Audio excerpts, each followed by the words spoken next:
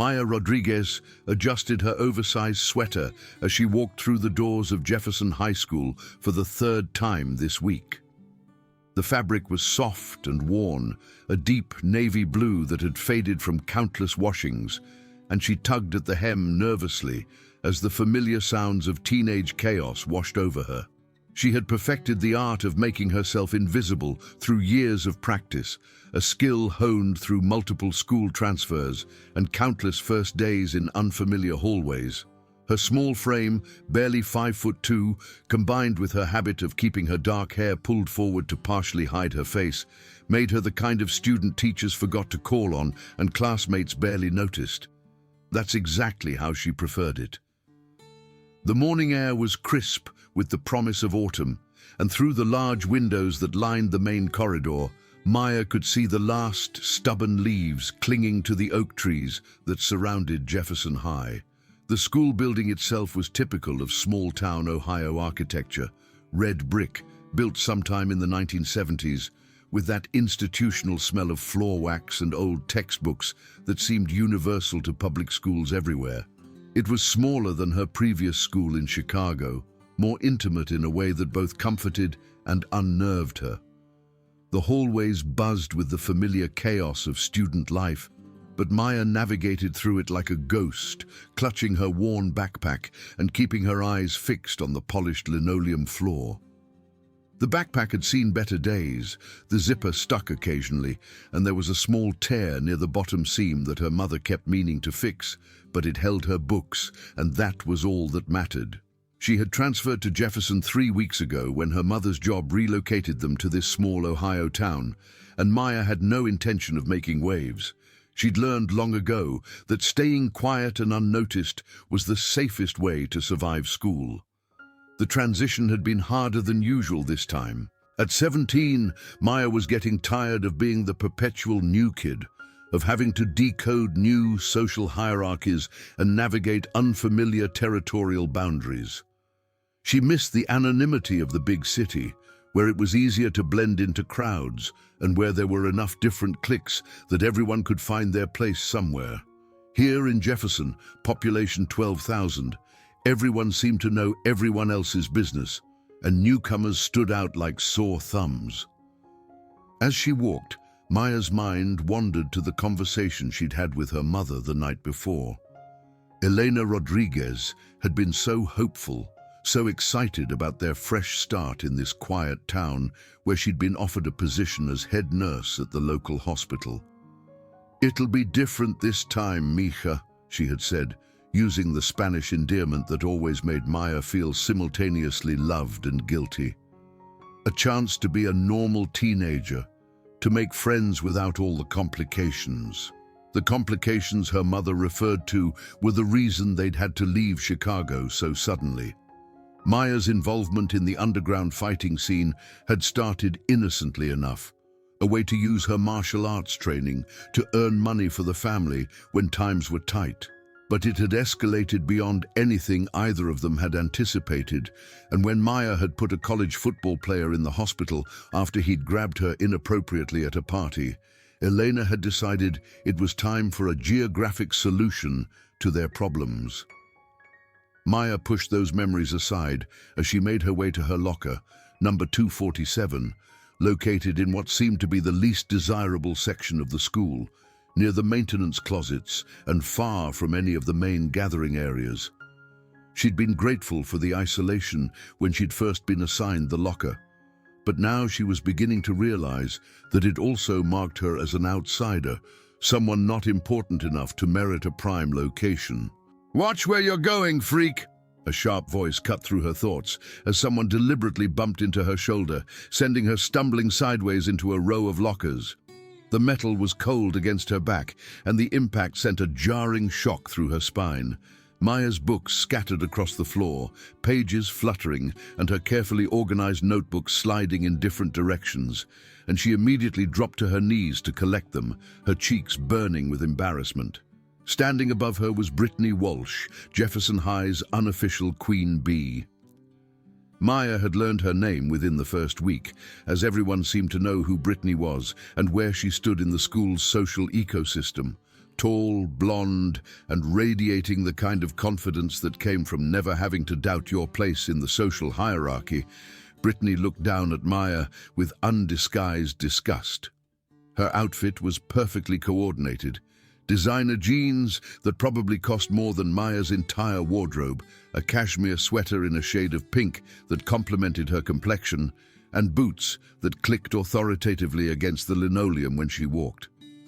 Flanking her were her two constant companions, Jessica Chen, a petite brunette whose sweet appearance masked a cruel streak, and Amanda Torres, whose athletic build and permanent scowl made her look like she was perpetually ready for a fight. Maya had observed their dynamic over the past few weeks, noting how they moved through the school like a pack of predators, identifying weakness and exploiting it with surgical precision. "God, could you be any more pathetic?" Brittany continued, her voice carrying just loud enough for the gathering crowd of students to hear. "Crawling around on the floor like some kind of roach." Maya's hands trembled slightly as she reached for her history textbook, but she forced herself to remain calm. The book was heavy and worn, its cover depicting a faded image of the American flag that had been defaced by generations of bored students. She'd dealt with bullies before at her previous schools, and she knew that reacting would only make things worse. The best strategy was always to stay invisible, let them have their fun, and wait for them to get bored and move on to easier targets. But even as she told herself this, Maya could feel the familiar heat building in her chest, the way her muscles tensed and her breathing became more controlled. It was muscle memory from years of training, her body automatically preparing for conflict, even as her mind insisted on de-escalation. She forced herself to focus on collecting her scattered belongings, noting how her chemistry notebook had fallen open to yesterday's notes on molecular structures. "I think she's actually deaf," Jessica chimed in with a fake giggle, the sound sharp and grating in the morning air. "Either that or she's too stupid to understand English. What's your problem, weirdo? Cat got your tongue?" The crowd of students had grown larger, forming a loose circle around the scene. Maya could feel their eyes on her, some amused, others uncomfortable but unwilling to intervene.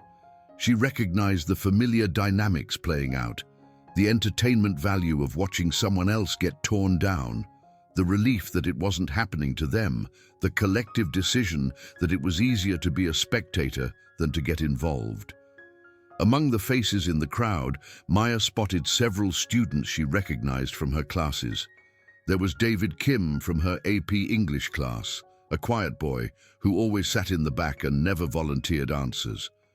There was Sarah Martinez from chemistry, who had seemed friendly enough during lab work, but now avoided eye contact.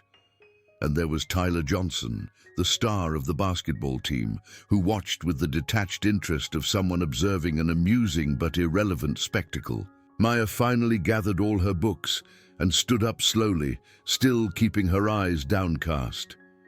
She tried to step around Brittany, but the taller girl deliberately moved to block her path, her expensive boots squeaking against the floor as she shifted position. "Where do you think you're going?"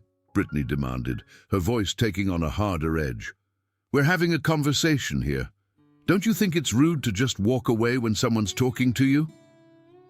The hallway seemed to grow quieter around them, as if the normal buzz of student activity had been temporarily suspended.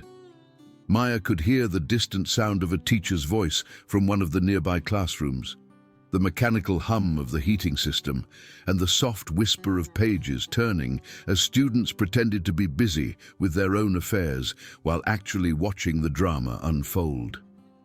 I need to get to class," Maya whispered, her voice barely audible above the ambient noise of the school. "Speak up," Amanda barked, stepping closer.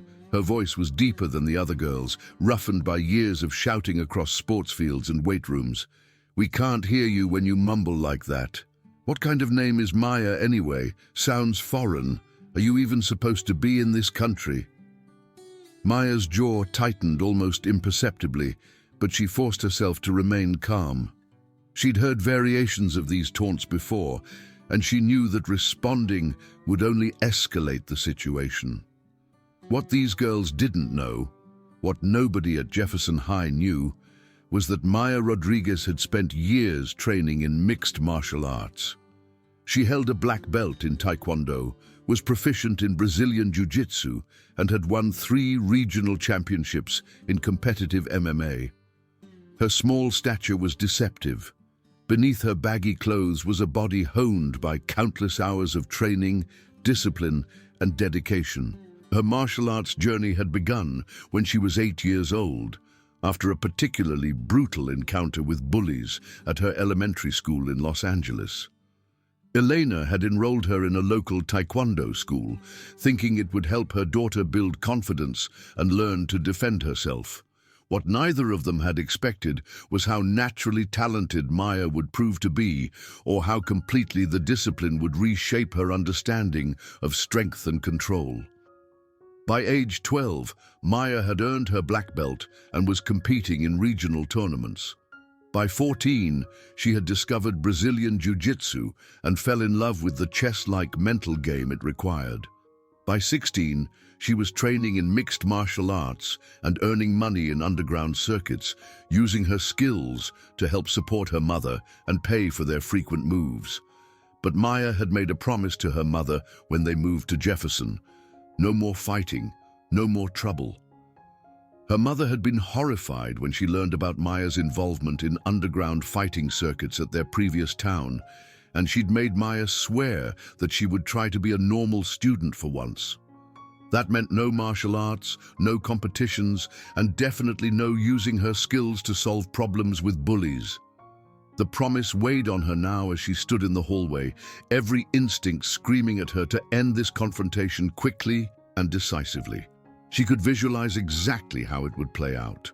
A simple hip toss for Amanda, whose aggressive posture left her completely off balance, followed by a submission hold for Jessica, and then Brittany would find herself alone and suddenly much less confident. Instead, Maya forced herself to take a slow, deep breath and tried once again to step around the group. "My dad says people like her are what's wrong with this country," Brittany continued, her voice growing louder and more confident as she fed off the crowd's attention. "Coming here and taking spots away from real Americans." The words hit Maya like physical blows, each one carefully chosen to inflict maximum damage. She'd heard similar rhetoric before, but it never got easier to endure. The irony was particularly bitter. Maya had been born in San Antonio, Texas, and was as American as any of these girls, but her mother's accent and her own features had always made her a target for this particular brand of ignorance. The first bell rang, signaling 5 minutes until first period, and the crowd began to disperse reluctantly. Maya could see the disappointment on some faces as the entertainment came to an end without escalating further. Brittany gave Maya one last disgusted look before flipping her blonde hair and walking away with her friends, their laughter echoing down the hallway like the sound of breaking glass. Maya stood there for a moment, breathing deeply and fighting the urge to show these girls exactly what she was capable of. Her hands were steady, but she could feel the adrenaline coursing through her system, making her hyper-aware of every sound and movement around her. Instead, she adjusted her backpack and headed toward her first period English class, trying to ignore the whispers and stares that followed her. The classroom was located on the second floor, requiring Maya to climb a staircase that always seemed longer than it should. The walls were lined with motivational posters and student artwork, the kind of institutional decoration that was meant to inspire but mostly just served to highlight the institutional nature of the building. Maya's footsteps echoed in the stairwell, mixing with the sounds of other students making their way to their first classes. The morning passed in a blur of awkward introductions and sideways glances. Maya had grown used to being the new kid, but Jefferson High felt different somehow. The school was smaller than her previous ones, which meant there were fewer places to hide and fewer faces to blend into. Every classroom she entered felt like a spotlight was shining on her, highlighting her outsider status with uncomfortable intensity. In first period English, Mrs. Henderson had insisted on having Maya introduce herself to the class. Despite Maya's obvious reluctance, standing in front of 30 pairs of eyes, Maya had managed to mumble something about having moved from Chicago and enjoying reading, before quickly taking her assigned seat in the back corner. She could feel the weight of curious stares throughout the entire 50-minute period, and she was grateful when the bell finally rang to release her. Second period was chemistry with Mr. Williams, a middle-aged man who seemed genuinely enthusiastic about molecular structures, but completely oblivious to the social dynamics playing out among his students. Maya found herself partnered with Sarah Martinez for a lab experiment involving acid-base reactions, and for a brief moment she'd felt hopeful about the possibility of making a friend. "You're from Chicago?" Sarah had asked as they measured out their solutions. "That must be so different from here. I've never been to a big city." It's pretty different," Maya had replied, carefully adding drops of indicator solution to their mixture and watching it change color. "Do you miss it? Your friends and everything?" Maya had paused, unsure how to explain that she'd never really had friends to miss, that her involvement in martial arts and underground fighting had left little time for normal teenage relationships. "Sometimes," she'd said finally, "but Jefferson seems nice too." It was a small lie, but a harmless one, and Sarah had smiled in response. For the remainder of the lab period, they'd worked together efficiently, and Maya had begun to think that maybe her mother was right about fresh starts and new beginnings. But by third period, word of the morning's hallway encounter had spread throughout the school's social network with the speed that only high school gossip could achieve. Maya found herself sitting alone in history class, despite the fact that there were several empty seats scattered throughout the room. She could hear whispered conversations behind her, catching fragments of words like weird and foreign, and Brittany was just being friendly. The pattern continued throughout the morning. Teachers who might normally have been welcoming seemed distant and distracted. Students who had been neutral or even friendly the day before now actively avoided making eye contact. Maya realized that Brittany's public humiliation of her had served not just to establish dominance, but to mark her as an acceptable target for the entire school community. At lunch, Maya grabbed a turkey sandwich and a bottle of water from the cafeteria line and looked around for somewhere to sit. The cafeteria was a large, open space with floor-to-ceiling windows along one wall that looked out onto the school's athletic fields. Round tables were scattered throughout the room, each one capable of seating 8 students, and the territorial divisions were immediately obvious to anyone who took the time to observe. The popular kids commanded the tables near the windows, where the natural light was best, and where they could easily be seen by anyone entering the cafeteria. Brittany's table was at the center of this premium real estate, surrounded by other students who either belonged to her inner circle or desperately wanted to. The athletes occupied the center of the room, their tables pushed together to accommodate the large groups that sports teams naturally formed. The theater kids had claimed a corner near the stage that was used for school assemblies, and various other cliques had staked out their respective territories based on some complex social algorithm that Maya didn't pretend to understand. Maya spotted an empty table near the back of the room and made her way over, hoping to eat in peace. The table was smaller than the others, clearly intended for those who didn't fit into any of the established social groups. She'd barely taken her first bite when Brittany's voice rang out across the cafeteria. "Oh my God, guys, look! The weird new girl is eating all by herself. How sad is that?" Maya kept her eyes on her sandwich, chewing mechanically as she felt the attention of half the cafeteria shift to her table. The sandwich was dry and tasteless, the turkey processed and artificial, but she forced herself to continue eating as if nothing was happening. She could hear chairs scraping as Brittany and her friends got up from their prime real estate near the windows. "Hey, Maya!" Brittany called out in a fake friendly voice as she approached, her voice carrying clearly across the now quieter cafeteria. "We felt so bad seeing you sitting here all alone. Mind if we join you?" Without waiting for an answer, Brittany slid into the seat across from Maya, while Jessica and Amanda flanked her on either side. The cheap plastic chairs creaked under their weight, and Maya could smell Brittany's expensive perfume, something floral and cloying that probably cost more than Maya's family spent on groceries in a week. Maya's grip tightened on her sandwich, but she continued eating, hoping they would get bored and leave. She focused on the taste of the mustard, sharp and tangy, and the texture of the lettuce, crisp and fresh.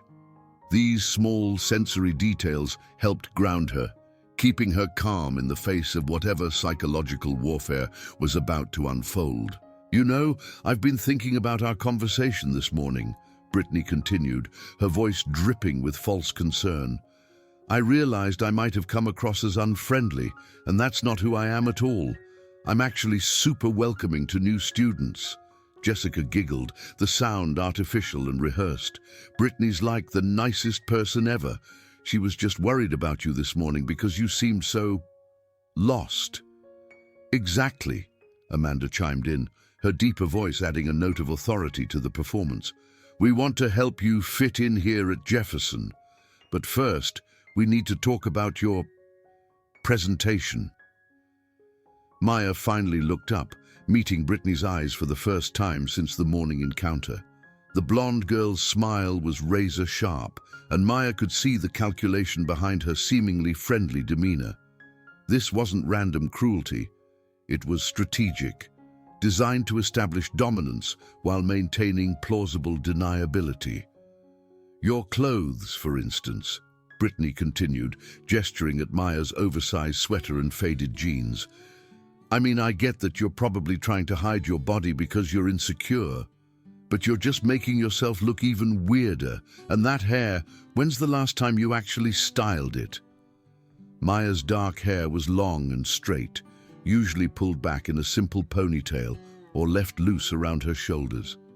She'd never been particularly interested in elaborate hairstyles or makeup, partly because of time constraints, and partly because such things seemed irrelevant when you spent most of your free time training in martial arts.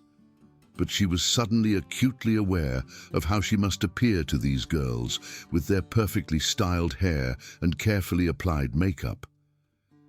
"Maybe she doesn't know how," Jessica suggested with mock sympathy. "Different cultures have different beauty standards, right? Maybe where she comes from, looking like you just rolled out of bed is considered attractive." The cultural commentary was particularly galling because it was so completely off base. Maya's family had been in the United States for 3 generations, and her mother was actually quite particular about appearance and presentation. But Elena Rodriguez was a working single mother who prioritized substance over style, and she'd raised her daughter with the same values. Maya set down her sandwich carefully, her hands steady despite the anger building in her chest. She could feel the familiar surge of adrenaline that preceded a fight, the way her vision sharpened and her muscles tensed in preparation for action. But she forced herself to remember her mother's tearful face the night before they moved, the way she'd begged Maya to promise that she would try to be different this time. "I think you're being too harsh," Brittany said, though her tone suggested she was enjoying every moment. "Maya just needs some guidance, some friends to show her how things work around here." The word friends was loaded with menace, and Maya understood that what was being offered was not friendship, but subjugation. She'd seen this dynamic before, the queen bee extending her protection to a potential target, but only in exchange for complete submission and acceptance of her authority. "Is that what you want, Maya?" Amanda asked, leaning forward aggressively. "Do you want us to be your friends?" The cafeteria had grown quieter, with conversations at nearby tables dying down as students sensed the drama unfolding. Maya could feel dozens of eyes on her, waiting to see how she would respond to this very public humiliation. Some faces showed genuine curiosity, others displayed the kind of morbid fascination that people had for car accidents and other disasters. "I just want to eat my lunch," Maya said quietly, her voice steady, but barely above a whisper. "See, there's your first problem," Brittany said, her friendly facade beginning to slip. "You mumble. How is anyone supposed to take you seriously when you can barely speak up for yourself? And sitting back here by yourself just makes you look like a total loser." "Maybe she likes being alone," Jessica suggested with a smirk. "Some people are just naturally antisocial. It's probably better for everyone if she stays isolated." The psychological precision of the attack was impressive, Maya had to admit. Each comment was designed to reinforce her outsider status, while simultaneously offering the illusion of helpful advice. It was bullying disguised as mentorship, cruelty wrapped in the language of concern. Maya stood up abruptly, gathering her half-eaten lunch and preparing to leave. She'd endured enough public humiliation for one day, and she could feel her carefully maintained self-control beginning to fray around the edges. The last thing she needed was to lose her temper in front of half the school. "Where are you going?" Brittany demanded, also standing.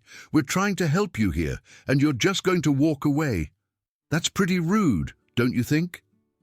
"I said I just want to eat my lunch," Maya repeated, her voice slightly stronger this time. "And we're trying to explain why nobody wants to be around you," Amanda shot back. "The least you could do is listen when people are trying to help you improve yourself." Maya turned to leave, but Jessica suddenly stood up and accidentally bumped into her, causing Maya's water bottle to spill across the front of her sweater. The liquid was cold and immediately began soaking through the fabric, making Maya gasp in surprise and take an involuntary step backward. "Oh my God, I'm so sorry," Jessica exclaimed with obviously fake concern. "I'm such a klutz. Here, let me help you clean that up."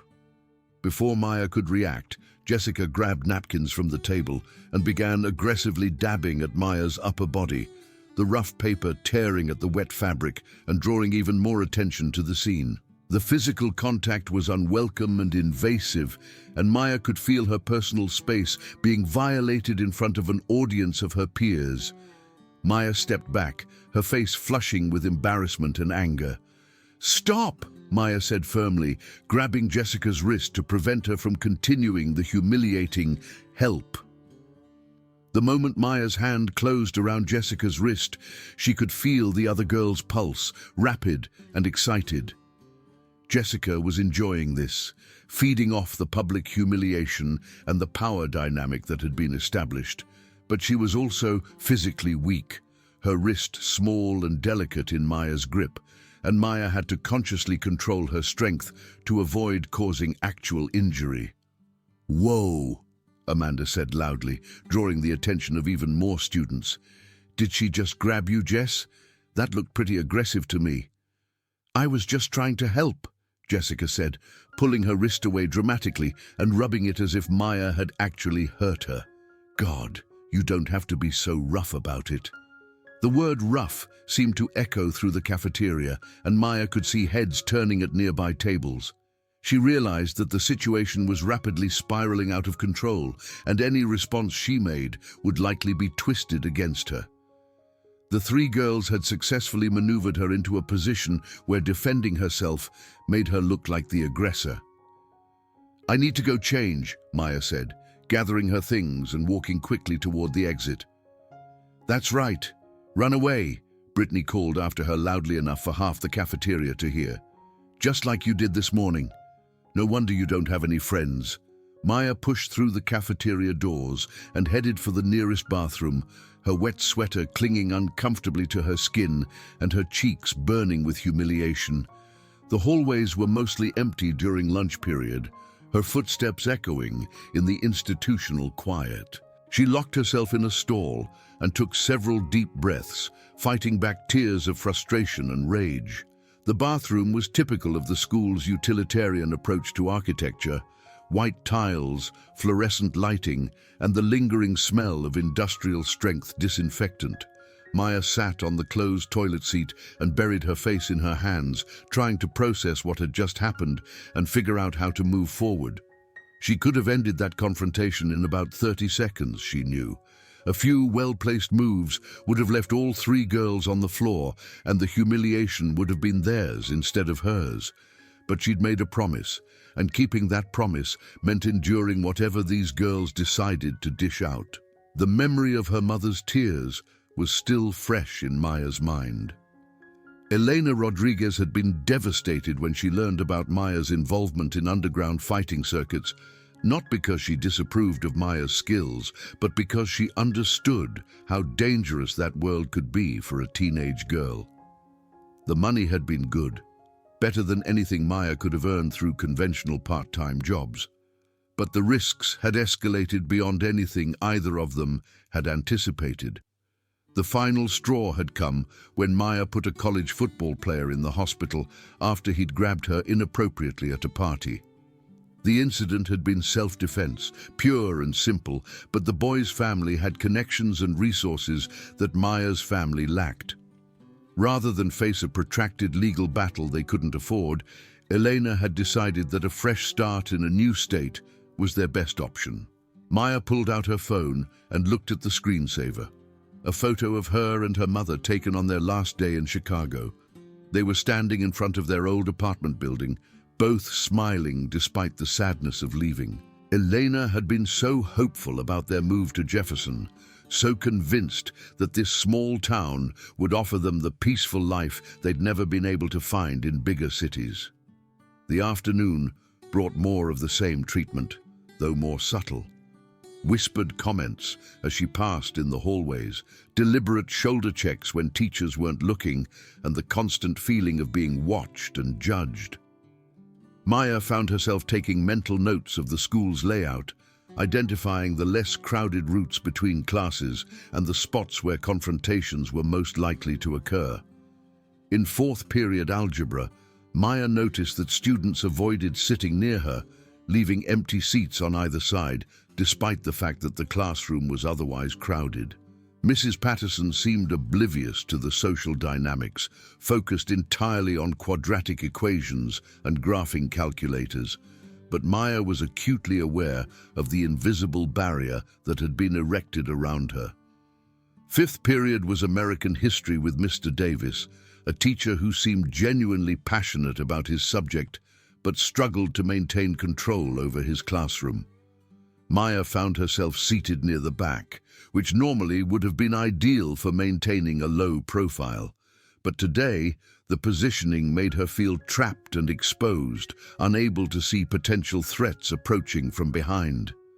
The lesson was about westward expansion and manifest destiny, topics that felt uncomfortably relevant given the morning's commentary about who belonged in America and who didn't.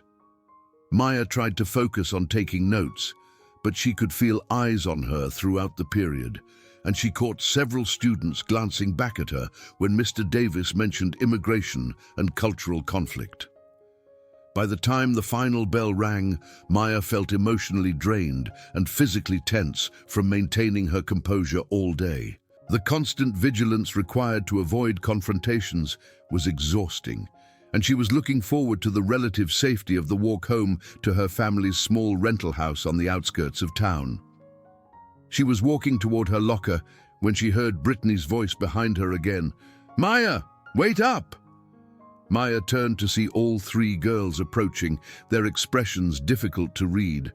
For a moment she wondered if they might actually be planning to apologize for the day's events.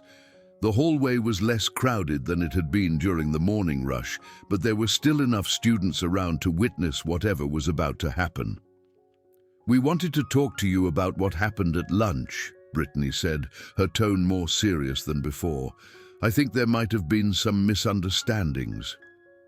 Maya waited, saying nothing, but hoping that maybe the situation could be resolved peacefully. She studied their faces, looking for signs of genuine remorse or continued hostility, but their expressions remained carefully neutral. "The thing is," Jessica continued, "you really embarrassed us back there, grabbing my wrist like that, acting all aggressive. People saw that, and now they think we were picking on you when we were just trying to be friendly. So we need you to set the record straight," Amanda added, stepping closer. "Tell people that we were trying to help you, and you overreacted." Maya stared at them in disbelief. Even now, they were trying to twist the situation to make themselves look like the victims. The audacity was impressive in a way. They had publicly humiliated her, deliberately spilled water on her clothes, and then physically invaded her personal space. But somehow, she was the one who had overreacted. "I don't want any trouble," Maya said carefully. "I just want to go to class and mind my own business." "But you already caused trouble," Brittany snapped, her friendly mask finally dropping completely. "You made us look bad in front of the whole cafeteria, so now you need to fix it." "Or what?" Maya asked, the question slipping out before she could stop herself. The three girls exchanged glances, and Maya could see something shift in their expressions. The pretense of friendliness evaporated entirely, replaced by open hostility and something else. Something that looked almost like excitement at the prospect of escalating the conflict. "Or we make your life here a living nightmare," Brittany said quietly, her voice carrying a cold certainty that made Maya's skin crawl. "Trust me, we know how to make unwanted people disappear from this school. Ask around. There have been others who thought they could just ignore us and do their own thing. It didn't work out well for them." Maya felt a familiar calm settling over her, the same focused clarity she experienced in the ring before a match. These girls had no idea what they were threatening, no concept of what she was capable of when pushed too far. But she also knew that her mother would be devastated if she got expelled from another school, especially this soon after their move. Elena Rodriguez was working double shifts at the hospital to make ends meet in their new town, and she was already stressed about the financial pressures of starting over. Maya had already put her family through enough stress and upheaval. She couldn't let her own pride destroy the fresh start her mother was trying to build for them. "Fine," Maya said quietly. "I'll tell people it was a misunderstanding." Brittany smiled, but there was no warmth in it. "Good. I'm glad we understand each other. This could be the start of a beautiful friendship." The next few weeks fell into a predictable pattern, each day bringing new variations on the same theme of harassment and humiliation. Maya would arrive at school each morning, endure various forms of psychological and minor physical abuse from Brittany's group, and then go home to lie to her mother about how well she was adjusting to Jefferson High. The bullying escalated gradually, carefully calculated to stay just below the radar of teachers and administrators. Her backpack would be accidentally knocked over, spilling her books and papers across the hallway floor while dozens of students stepped around and over her belongings without offering help. Maya would kneel on the cold linoleum, gathering her scattered homework and trying to ignore the laughter and whispered comments from passers-by. Her locker would be covered with sticky notes containing insulting messages that she had to peel off before anyone saw them. Notes that called her wetback and freak and go home in handwriting that was always slightly disguised. During gym class, she would find herself paired with Amanda for every activity, resulting in accidental elbows to the ribs during basketball scrimmages and feet stepping on her ankles during relay races. Amanda was particularly skilled at inflicting pain in ways that looked like normal athletic contact, and Coach Morrison seemed genuinely oblivious to the pattern of accidents that always seemed to involve Maya. The psychological warfare was even more draining than the physical harassment. Brittany had a talent for timing her attacks for maximum humiliation, always when there was an audience, but never when authority figures were present. She would make cutting remarks about Maya's appearance, her accent, her family's economic status, and her social isolation, all delivered with a smile that could be interpreted as friendly by any adults who happened to overhear. "Oh, Maya, I love your sweater," Brittany would say loudly in the hallway between classes. "It's so vintage. Did you get it at a thrift store? I think it's so cool how you don't care about fashion." The comment would sound supportive to anyone who didn't understand the subtext, but the message was clear to everyone in their age group. Maya was poor, unfashionable, and unworthy of consideration. Maya found herself becoming increasingly withdrawn, eating lunch in empty classrooms or the library, taking longer routes between classes to avoid high-traffic areas where confrontations were more likely. The library became her refuge, a quiet space where Mrs. Chen, the librarian, maintained strict rules about noise and behavior that even Brittany seemed reluctant to violate. She threw herself into her schoolwork, partly as a distraction and partly because academic achievement was one of the few areas where she could still feel successful. Math problems and history essays provided a welcome escape from the social minefield that school had become, and she found comfort in the logical progression of assignments and deadlines. Her grades were excellent, which unfortunately provided Brittany with new ammunition. Maya would be called a try-hard and accused of making everyone else look bad by actually doing the assigned reading and participating in class discussions. When she scored the highest grade on a particularly difficult chemistry test, Brittany made sure to loudly speculate about whether she had cheated, planting seeds of doubt about Maya's integrity among their classmates. "I'm not saying she definitely cheated," Brittany would say, in a voice that carried clearly across the classroom. "But it's just weird how someone who can barely speak English would suddenly be better at chemistry than people who've been studying it for years." The accusation was particularly unfair because Maya's English was perfect.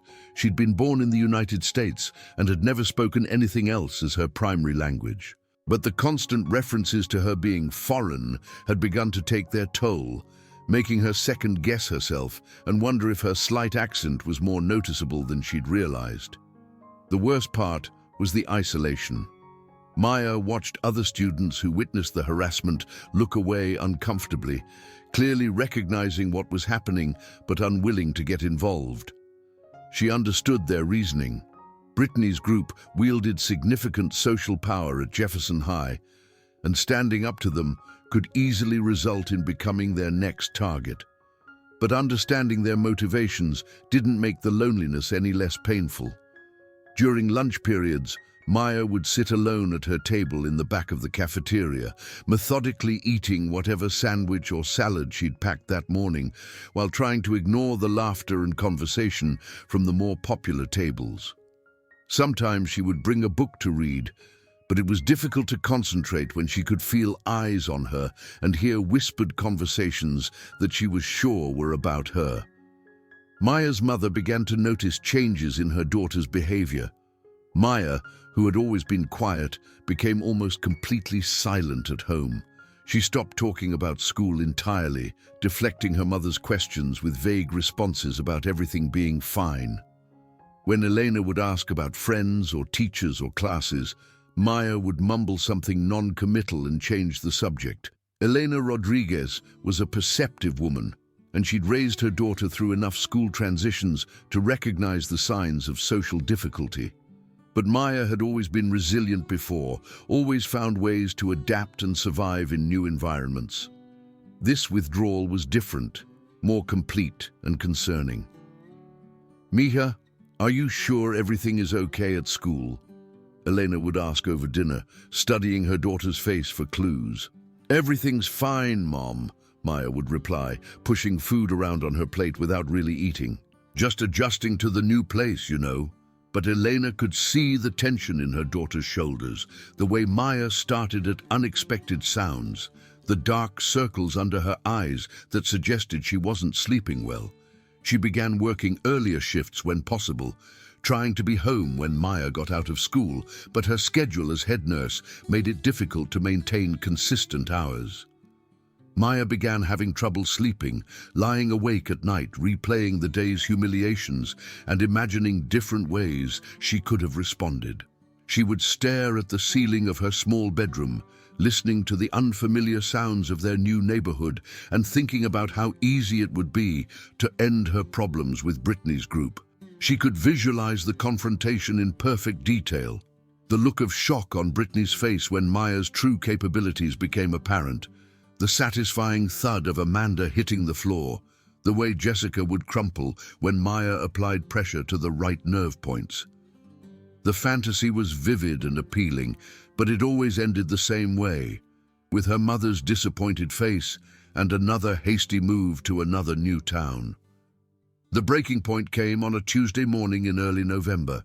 The weather had turned cold, and Maya was walking to her first period class when she heard Brittany's voice behind her. "Maya, perfect timing. We need to talk." Maya turned to see all three girls approaching, but something was different this time. Their expressions were more serious, more focused, and Maya felt a chill of apprehension that had nothing to do with the autumn air. They were dressed more warmly now, Brittany in an expensive wool coat, Jessica in a puffy down jacket, Amanda in athletic gear that probably cost more than Maya's entire wardrobe. "We've been thinking," Jessica said, "and we've decided that our current arrangement isn't working out." "What arrangement?" Maya asked, genuinely confused. "The one where you stay out of our way and we let you exist at our school," Amanda clarified. "The problem is, you're still here, still taking up space, still breathing our air, still making everyone uncomfortable with your weird foreign presence." Maya felt her heart rate increase, recognizing the familiar signs that a confrontation was about to escalate beyond their usual verbal harassment. The hallway was emptier than usual. Most students had already made their way to first period, and the few stragglers seemed to sense the tension and were actively avoiding the area. "We've decided it's time for you to transfer schools," Brittany announced, her voice carrying the authority of someone accustomed to having her decisions accepted without question. "Find somewhere else to be weird and anti-social. Maybe a school with more people like you, where you'll fit in better." "I'm not transferring," Maya said quietly but firmly. "I have just as much right to be here as anyone else." The three girls exchanged glances, and Maya saw something pass between them, some kind of silent communication that made her muscles tense instinctively. She recognized the signs from her fighting experience, the subtle shift in posture, the way they spread out slightly to create better attacking angles, the look in their eyes that said violence was no longer just a possibility, but an inevitability.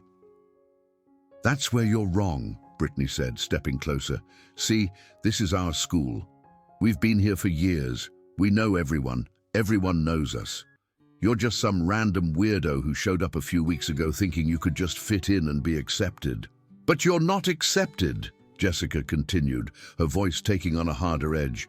"Nobody likes you, nobody wants you here, and nobody would miss you if you disappeared tomorrow." "So we're going to help you make the right decision," Amanda added, cracking her knuckles in what Maya recognized as a clear threat. Maya looked around the hallway, noting that it was relatively empty. Most students were already in their first period classes. The few who remained seemed to sense the tension and were actively avoiding eye contact, clearly not wanting to get involved in whatever was about to happen. The institutional lighting cast harsh shadows, and the silence was broken only by the distant sound of classroom discussions and the mechanical hum of the heating system. "I'm not looking for trouble," Maya said, taking a step backward toward the wall of lockers. "I just want to go to class." "Too bad," Brittany said, her voice carrying a finality that made Maya's skin crawl. "Trouble found you." What happened next occurred so quickly that later witnesses would have difficulty agreeing on the exact sequence of events. Amanda lunged forward first, clearly intending to shove Maya against the lockers with enough force to cause real damage. But instead of stumbling backward as expected, Maya sidestepped smoothly, her body moving with the fluid precision of years of training. The movement was so subtle and natural that it almost looked like Amanda had simply missed her target. But Maya's positioning was perfect, allowing her to use Amanda's momentum against her with a basic redirection technique that sent the larger girl crashing into the metal doors with a resounding clang that echoed through the hallway. Amanda's face connected with the locker door, and Maya could hear the wet sound of nose cartilage being compressed. The impact was hard enough to dent the metal slightly, and Amanda slumped against the lockers for a moment before sliding down to the floor, her hands coming up to cover her face as blood began to flow between her fingers. Jessica reacted next, throwing a wild swing at Maya's head with all the technique of someone who had never been in a real fight before. Maya ducked under the movement effortlessly, her body moving with the fluid precision of years of training. The punch sailed harmlessly over her head, and Maya grabbed Jessica's extended arm and used a basic judo throw to send her tumbling to the floor. The throw was executed with perfect technique.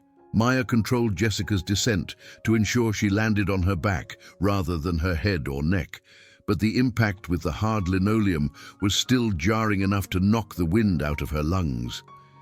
Jessica lay there, gasping and trying to understand how she had ended up on the floor when she had been the one attacking. Brittany, seeing both her friends neutralized in a matter of seconds, stood frozen in shock.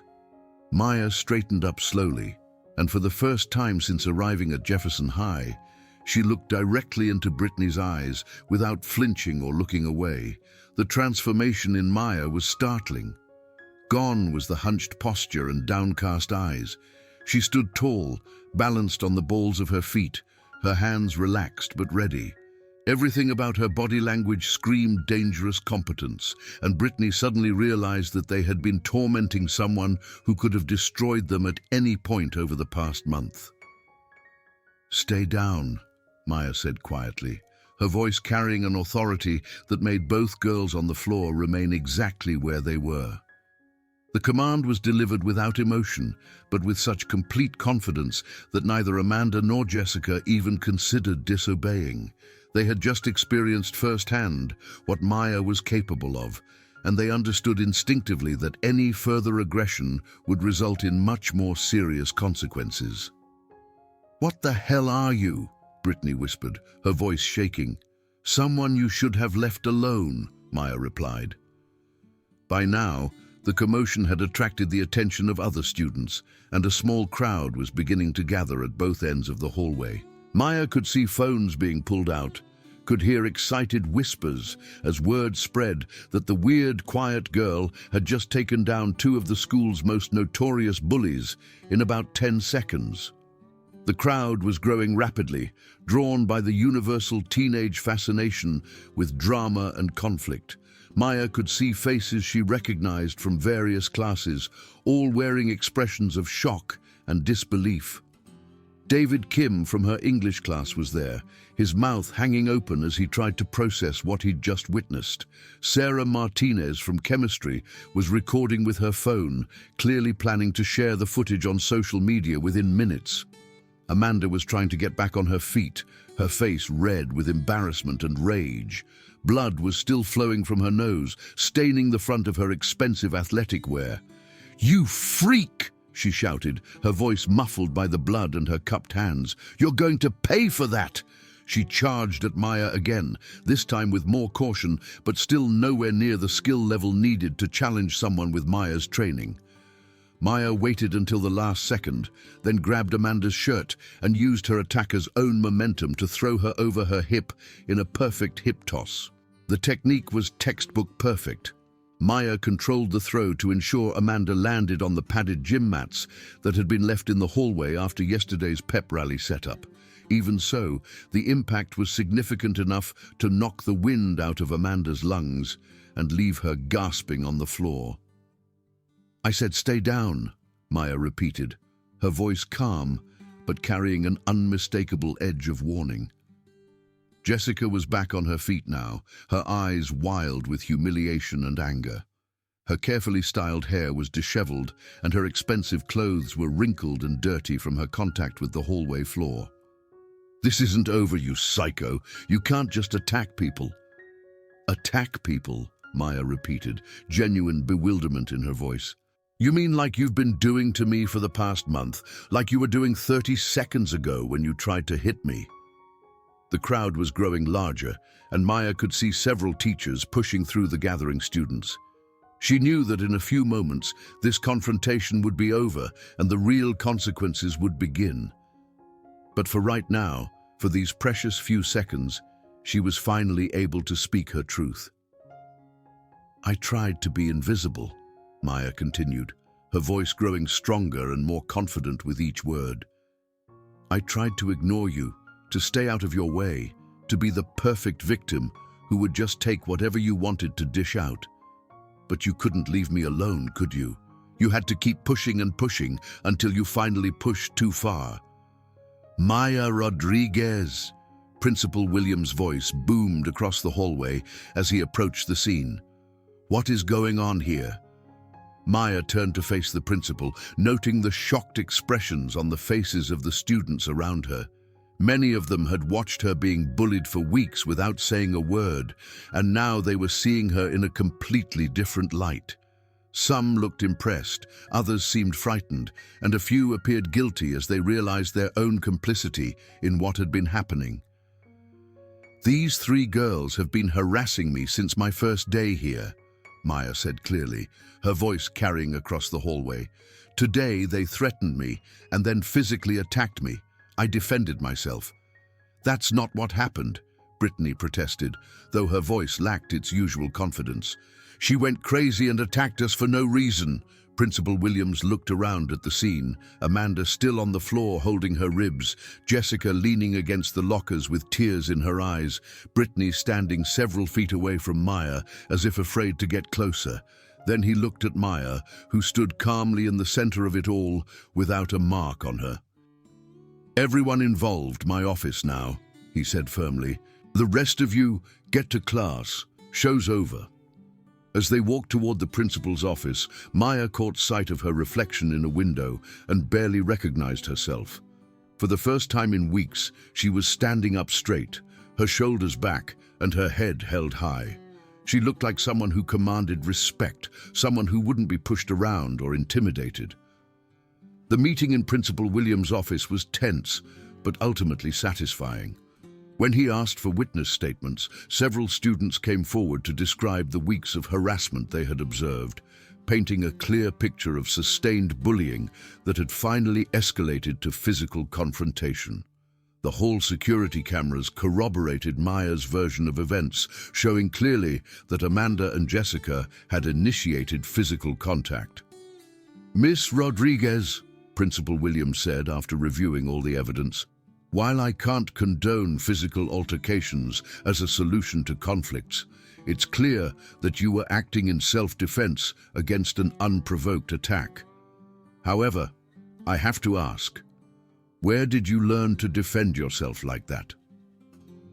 Maya glanced at her mother, who had been called to the school and was sitting beside her with a mixture of pride and concern on her face. "I've been training in martial arts for many years," Maya admitted. "I have black belts in Taekwondo and Brazilian Jiu-Jitsu, and I've competed in regional MMA tournaments." Principal Williams whistled softly. "And you never thought to mention this when the bullying started?" "My mum made me promise to try being a normal student this time," Maya said quietly. "No fighting, no competitions, no using my skills to solve problems. I really tried to keep that promise." "Well," Principal Williams said, "I think we can all agree that sometimes circumstances force us to break promises in order to protect ourselves. Miss Walsh, Miss Chen, Miss Torres, you 3 are suspended for 3 days for harassment and initiating a physical altercation. When you return, you will stay away from Miss Rodriguez completely. Any further contact between you and her will result in expulsion. Do I make myself clear?" The 3 girls nodded silently, their earlier bravado completely deflated. "Miss Rodriguez," the principal continued. "You're not being disciplined because you were clearly defending yourself. However, I'm going to strongly recommend that you consider joining our martial arts club or maybe starting a self-defense program for other students. It seems like you have skills that could benefit the entire school community." As they left the principal's office, Maya's mother put her arm around her daughter's shoulders. "I'm proud of you," she said quietly, "not for fighting, but for trying so hard to keep your promise, and for finally standing up for yourself when you had no other choice." "I'm sorry, Mum," Maya said, her voice thick with emotion. "I know you wanted me to be different this time."